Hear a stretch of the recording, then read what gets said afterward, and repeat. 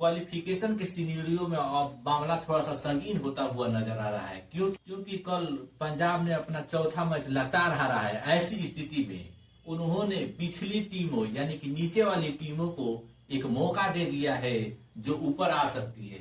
हमें पहले ही ये महसूस हो रहा था कि टॉप 3 आरसीबी, एसआरएच और पंजाब, तीन में से एक टीम ऐसी होगी जो नीचे आ सकती है।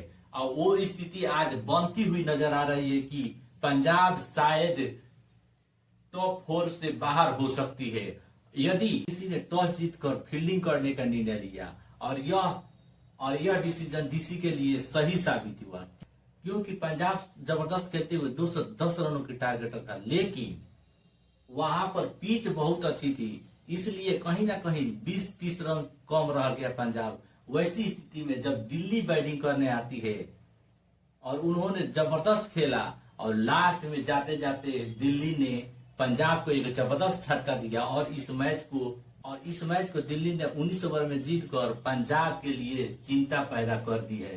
पंजाब का आने वाला मैच आरसीबी से, एमआई से और एक टीम एलएसजी से है। ऐसी स्थिति में एमआई भी अच्छा खेल रही है, ऐसा नहीं कर सकते कि एमआई हार ही जाएगी। और आरसीबी की तो पूछना ही नहीं है, आरसीबी पंजाब को हरा भी सकती है।